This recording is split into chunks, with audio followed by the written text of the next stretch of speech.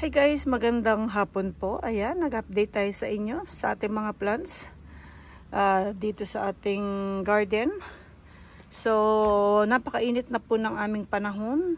Pero wala pa kami sa tag-ulan guys. Ay, wala pa kami sa tag-init. Wala pa kami sa summer. Tag-ulan pa po kami. Pero napakainit na po ng panahon namin. So, ngayon, nakalabas na ako ng mag-aalasin ko na guys ngayon dito. Wednesday. So, ayan, 18 ng June. So, ayan po. Galing tayo sa work, pero hindi ako makatulog. Ayan, galing tayo sa ating duty. So, ayan guys, at mag-update ako sa inyo. I-update ko yung mga plants natin dito. Sobrang init guys. Kahapon po, alas 10 pa lang ay nasa 40 degrees na kami. Sobrang init. At iba po yung init, maalinsangan. Iba talaga guys yung init. Walang hangin.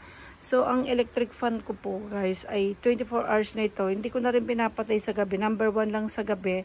Or minsan, kapag medyo, alambawa, hating gabi na, pinapatay ko. Tapos bubuksan ko rin ng maaga. Kasi ang aga pa lang mainit na guys yung sikat ng araw. So, ayan. Sana yearly na sisira po yung electric fan ko. So, sana hindi siya masira ngayon ito. Nag-overheat. Baka mag-overheat siya. So, ayan ang mga plants po natin dito guys. Ayan. May marami kasi akong sinampay guys. Kahapon bago ako pumasok ng work, nag-wash tayo dahil sinamantala natin yung yung init ng panahon. So ngayon hindi ako nakapaglaba. Kung paano ko iniwan kahapon, ganun pa rin guys.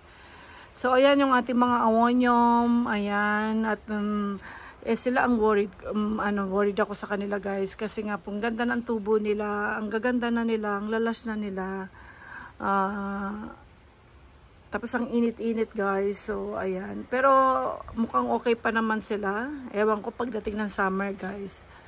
So ayan, madali rin silang mag-dry. Ayan ang daming mga yung tinatanggal ko rin itong mga ito pag may time ako guys. Kasi nga po ayokong linilinis ko sila kagad kasi para yung init, madaling mag-circulate yung init. Hindi makulob sa kanilang mga stem at mabulok. So, iba kasi po yung init natin.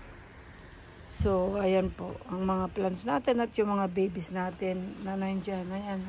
Ganda guys ng tubo po ng ating mga lovely rose. Ayan. Mga lovely rose lahat dyan.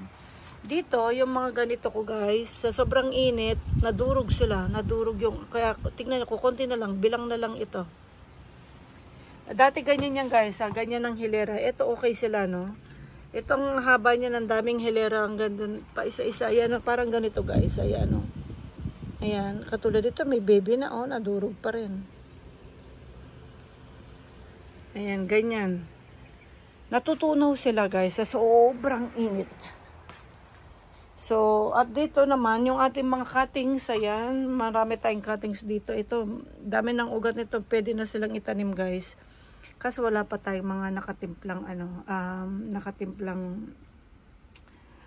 lupa. Itong purple delight ko wala pa. Ayan. Pero dry na sila. Ayan guys. So, ito yung mga nauna ko kasing kinat. Ayan. May mga ugat na. At meron din akong konting kinat din guys ng purple delight variegated. Ayan. Ayan guys. 5 ito 5. Ayan. Kinat ko dito, kinat ko yan nung nakarang araw lang guys. Sobrang init kasi. At yung mga dating, di ba, nagkat po tayo dito. Ito yung mga kinat ko ng mga nauna.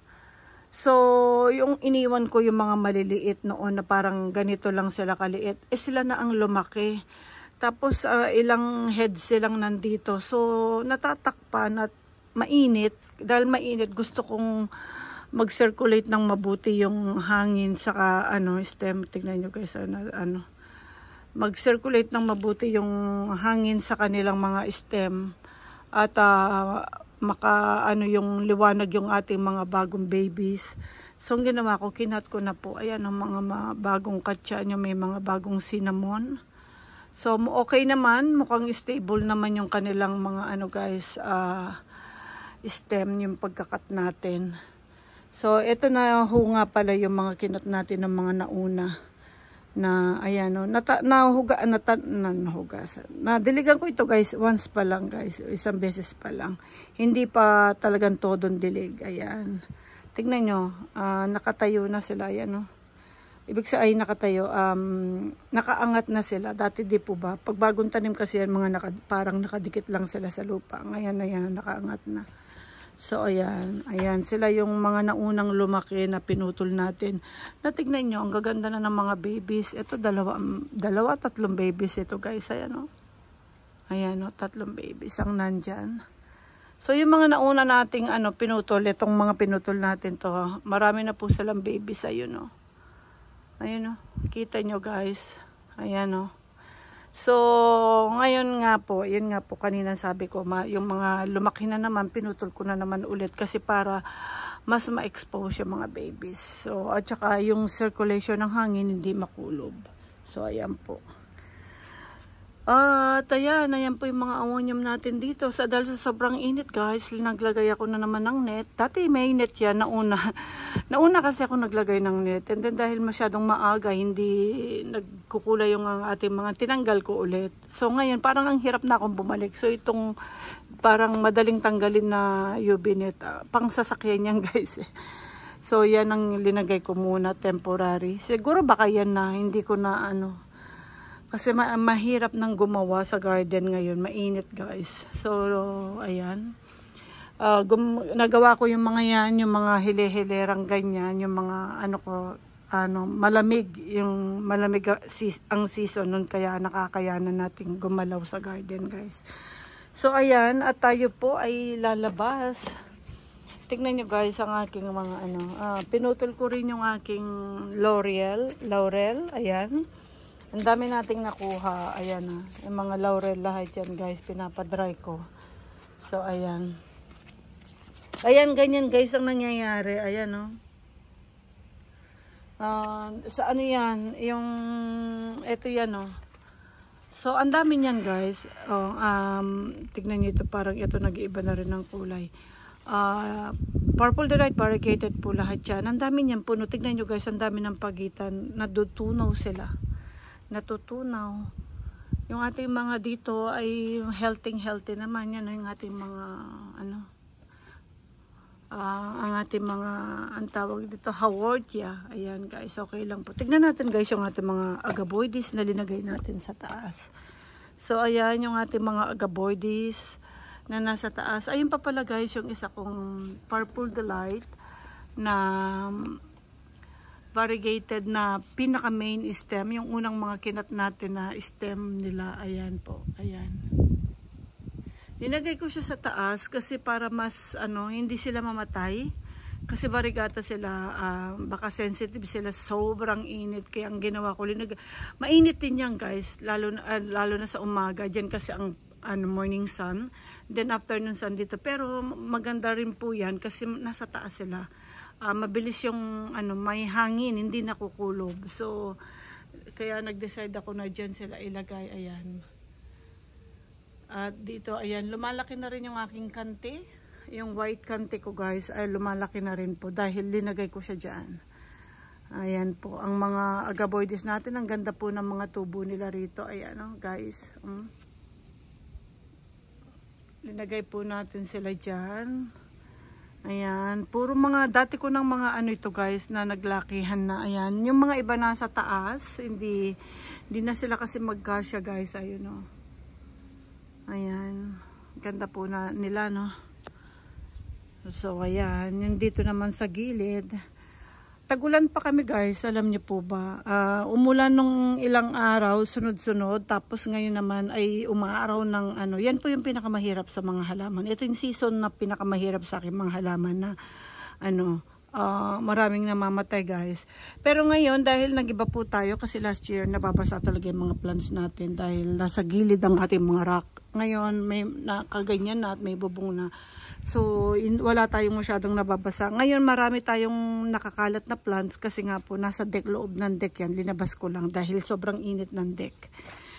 Ayan guys. Pero pag umuulan po, kinukuha ko, pinapasok ko ulit din sa deck. Medyo matrabaho pero kailangan kasi para makasurvive sila. Kasi last year, nasa labas po halos. So maraming tingnan nyo guys yung ating mga nasa lupa. Ayan, ang ganda po ng mga tubo nila. Ayan. Ayan po yung ating mga nasa lupa dito. Ganda ng tubo nila. Ang tataba nila. Kasi nga po, ilang days kaming umulan na talagang naka-absorb silang maraming tubig. Ayan, kahit dito, tignan nyo kung gaano katibay ang ating mga Purple Delight.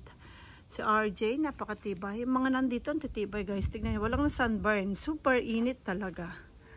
Super init. Ito mga from leaf propagation na natin. Halos naman yan na halos leaf propagation na natin yan guys. So, ayan. Ito, mga leaf propagation din. Ayan, ang ating ang pangalan nito? Si hindi. Bernalensi. Ayan. From leaf propagation ng mga yan, guys. So, linagay ko sila sa isang maliit na pots and then dyan ko rin sila sinalpak. Ayan. Tinransfer ko lang sila ng pots. So, ayan po. Ito yung mga pierin na kinat natin last year. So, ngayon ito na po siya.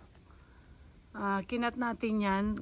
Yung nasa taas yun guys, ewan ko kung matatandaan nyo yung kinat kong pierin na parang ghosty rin siya. And then, ito yung head niya. Tignan nyo, ang dami na, ang tangkad na ng head at ang dami pong suli na, ayan o.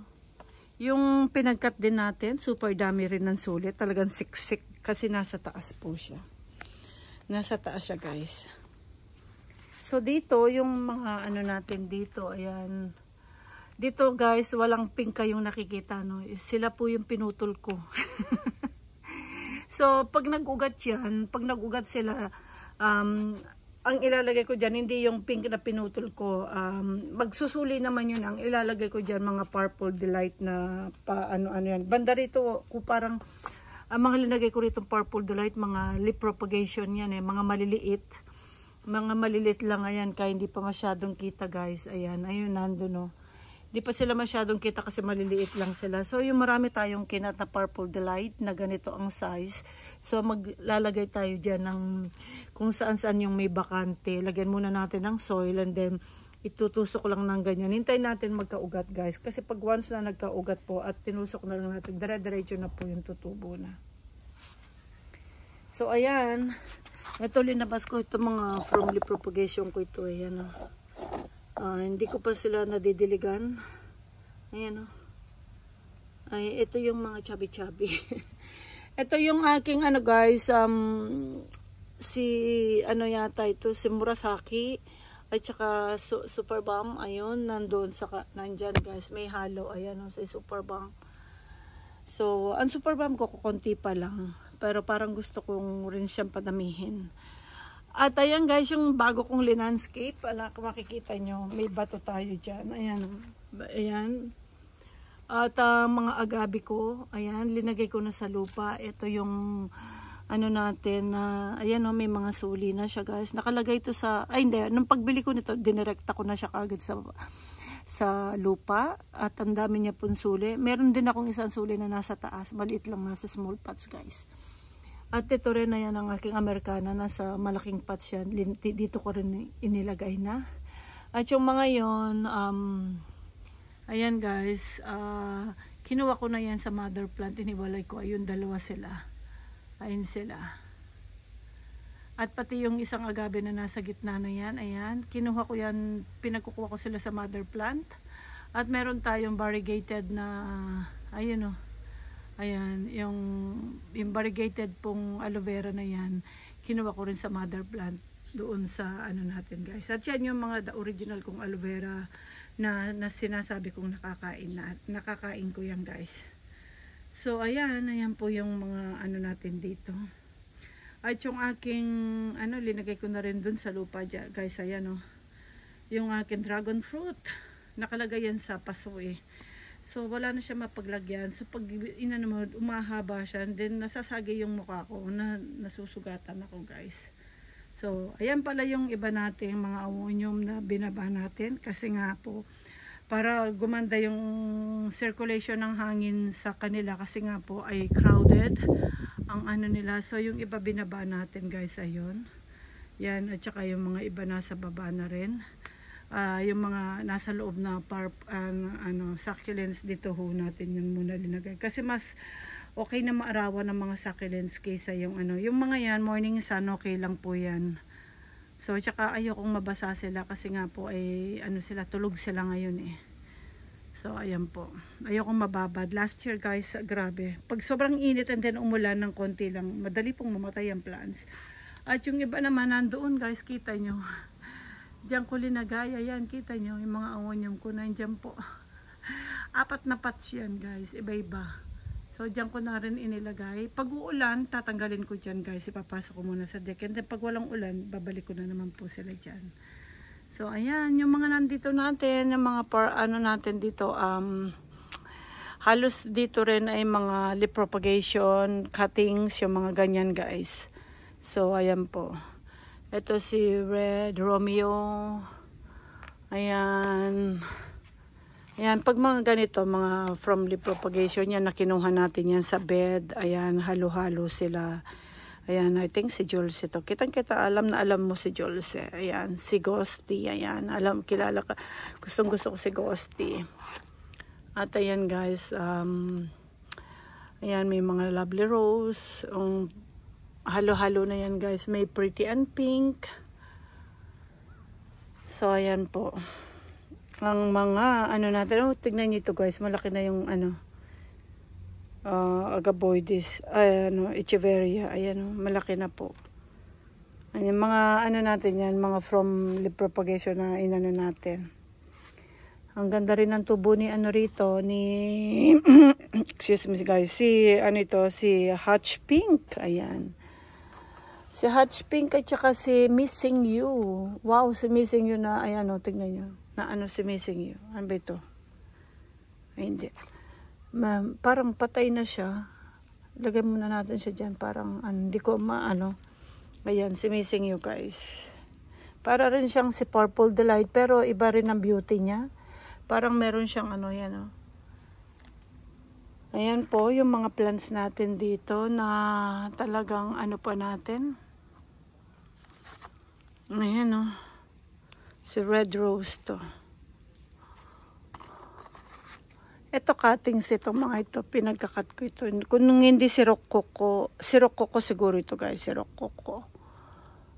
Or si siguro si Rococo nga.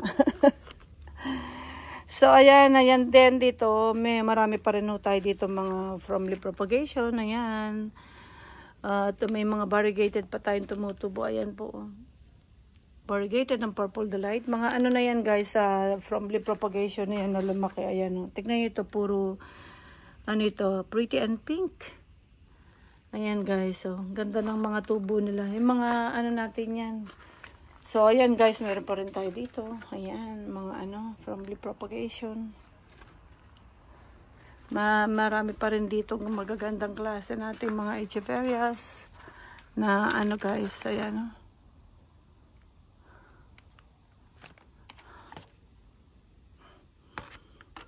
So, ayan guys. Marami pa rin magaganda. Ayan. So, ayan lang guys. At tayo po, ayan. Ito guys. Nabulok yan. Nabulok po yan. And then, ating tinanggal. At sana, hoping na magbe-baby yan. Linagyan ko ng maraming cinnamon.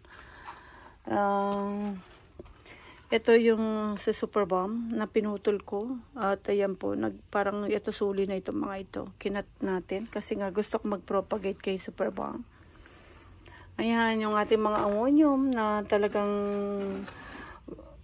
masyadong crowded yung deck natin. So, ayan. Kaya tinanggal natin sila. Yun sila guys. Ang ganda po ng mga tubo nila.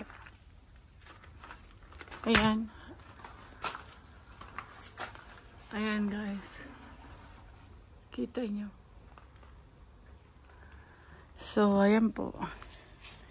Ganyan ang natin guys. So, wala na kasi tayong pesto. Ganyan po kasi talaga kainit pagdating ng ganitong season sa amin. Talagang ano po yung mga plants natin, nagsasakripisyo talaga. Parang masasabi mong matirang matibay sa kanila.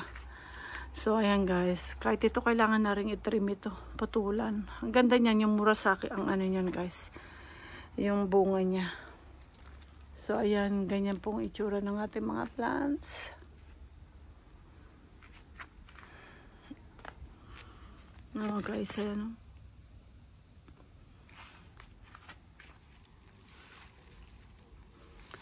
So, ayan po. Ayan lang guys. In-update ko lang po kayo. Update lang po ang ano sa akin. In-update ko lang po kayo para maano ninyo yung ating mga plants dito. Ito guys, ito yung sinabi kong tinrim ko, pinutol ko. Ayan. Gusto ko ganyan ng pagka-pink. Gusto ko yung pagka-pink niyang ganyan. So, marami tayong nakat. So, ayan. Pwede na silang itanim guys. Meron akong isang pots kasi gusto ko ilagay sila sa isang pots para makita yung volume at dating ng plants. Kapag marami nakalagay na sama-sama sila. So, parang ito yung guys. Parang ganitong mangyayari. Ayan, ganyan. Parang yung purple delight natin dito. Ayan. Parang yung purple delight natin dyan. So, ayan guys, dito. Oh, may nakita ko sunburn na. Oh my God. Oh, si White Robin. Tinamaan ng sunburn. Tinamaan ng sunburn sa White Robin. Yeah. Bakit ka tinamaan eh? Meron kang farina. Ayan, meron ka pala siyang dry leaves eh. Ano yan eh, nakulob. Mabubulok ito pag ganyan. Kailangan mataguan na. Oh my God. Si ano ito guys, si Nobel, Red Nobel to. Wow, ang ganda pa naman ng tubo niya. Ayan oh, nag-dry. Pasok ko na kayo. Ito hindi pwede. Ito linabas ko lang nung nakarang araw guys. Nasa deck kasi sa sobrang init. Kaya pinaaraw ko siya. So ano siya. Naku, sayang, kawawa naman. Pero hindi naman yan patay. Kaso takes time kapag ganyan nagka-damage. So ayan po yung ating mga tinanim natin purple delight. Tignan niyo, okay na sila doon. At saka yung mga nandun. Pero ito guys, may mga nabubulok akong nakikita rin. Pero itong tag-ulan, kukoberan ko pa rin yan. Kinoberan ko yan guys. Tinanggal ko lang yan ngayon yung cover. Kasi nga po, sobrang init. Para mahanginan sila. So ayan, babalik natin yan pag alam nating uulan na naman ulit. Yung cover nila. So ayan, ganyan guys. So parang natutunaw ng ganyan. Ayan o.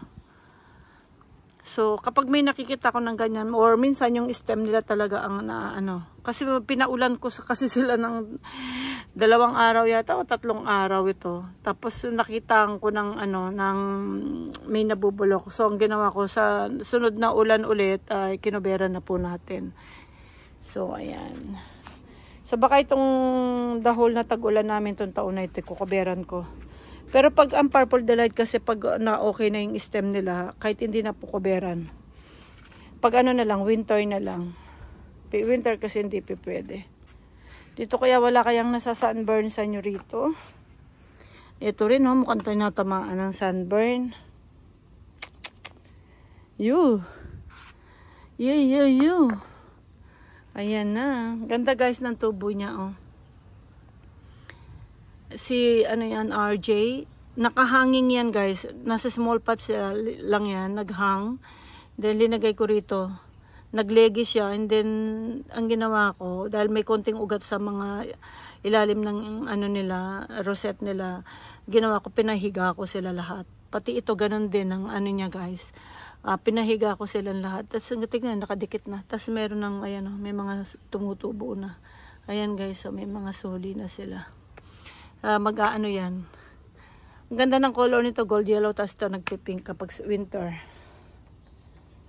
So, ayan guys, ang taba ng ating purple delight Doon guys, kita niya may nagbubulok ayun Ayan yung red agaboides natin. Di po ba? Wala na yan, bulok na yon. Isa lang naman. Ayan Yung init yan guys, yung init, naluto siya sa sobrang init. So ayan ang problema natin. Ito siguro kailangan ko na rin lagyan ng UV net kapag nagdire-diretso pa yung init. So ayan lang guys, thank you so much for watching. Ayan, in-update ko lang po kayo and have a good day po. Bye guys. Update lang po ito guys sa mainit nating panahon. Ayan. Wala pa tayo sa tag-ulan dahil wala pa tayo sa tag-ulan. Sobrang init na. Pagdating po kaya ng summer, ano po kaya magiging kayanan ng ating mga plants ang sobrang init. So siguro ngayon wala silang UV net dito. Baka sa susunod kukubera na po natin ng UV net. Kasi pag kinubera ng UV net, yung hangin medyo matatrap ng konti yung hangin papasok sa loob kasi marami rin po tayong plant sa loob. Hanggat maaari guys, ayoko nang maglagay. Kundi rin lang umuulan, ayoko maglagay ng dito cover para yung hangin dire-diretso po ang gandik. Yung labas-pasok ng ganyan. Pag linagyan natin yan kahit papaano yung hangin matatrap ng hindi masyadong yung makukulob yung mga nasa loob. So ayan po yung problema kasi ang succulents ganun pag nakulob yung init na parang naluluto sila katulad po kanina yun mag-aano po sila tawag doon natutunaw sila guys para silang naluluto. Ayan. So ayan lang yung mga plants natin, mga ganyang Graftoberia, yung mga ganyan ay matitibay po yan. Purple delight, tignan nyo guys, wala silang paki sa araw. Lalo na ito gustong gusto niya ng araw guys. Ayan, kaya gustong gusto ko yan i-propagate kasi matibay siya guys. Pagdating ng winter, grabe po ang kulay niyan. Si Francesco Baldi, ayan, para siyang mas maganda pa minsan siya sa sa variegated kasi ang tingkad ng color niya, napakaganda. Ayan yung mga leaf propagation din natin. Itong sunod na next na, ayan po yung next na gusto kong lipunin.